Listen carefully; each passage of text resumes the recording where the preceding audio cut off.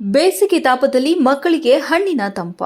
ಎಂಎಆರ್ಜಿ ಶಾಲೆಯ ವಿದ್ಯಾರ್ಥಿಗಳಿಗೆ ಕಲ್ಲಂಗಡಿ ಹಣ್ಣು ವಿತರಣೆ. ತೀರ್ಥರವರು ತಮ್ಮ ಸ್ವಂತ ಖರ್ಚಿನಲ್ಲಿ 300 ಕೆಜಿ ಕಲ್ಲಂಗಡಿ ಹಣ್ಣುಗಳನ್ನು ವಿತರಿಸಿದರು.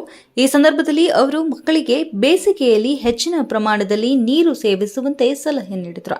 ಕಾರ್ಯಕ್ರಮದಲ್ಲಿ ಡಾಕ್ಟರ್ ರಾಘವೇಂದ್ರ ಚಿಂಚನಸೂರ್ ಅವರು ಮಕ್ಕಳಿಗೆ ಬೇಸಿಗೆಯಲ್ಲಿ ಸರಿಯಾದ ಆಹಾರ ಪದ್ಧತಿಯ ಮಹತ್ವವನ್ನು ವಿವರಿಸಿದರು.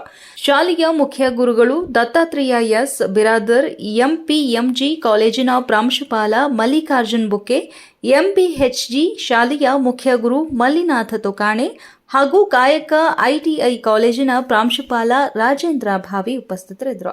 ಹಣ್ಣಿನ ವಿತರಣೆಯಿಂದ ಸಂತೋಷಗೊಂಡ ವಿದ್ಯಾರ್ಥಿಗಳು ಹಾಗೂ ಶಾಲಾ ಆಡಳಿತ ಮಂಡಳಿ ಸಮಾಜ ಸೇವಕರಾದ ಪ್ರಕಾಶ್ ಪಾಟೀಲ್ ತೀರ್ಥರವರಿಗೆ ಧನ್ಯವಾದ ತಿಳಿಸಿದರು.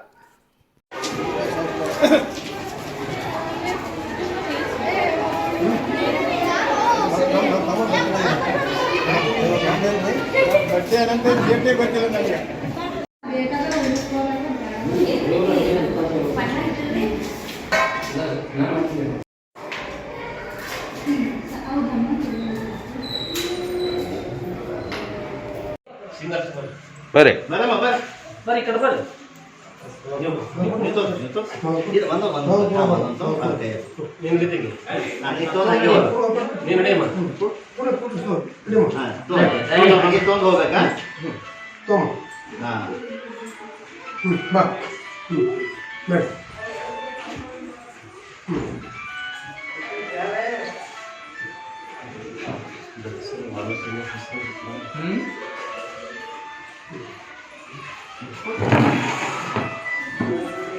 ಸಾಕ್ರಿಗ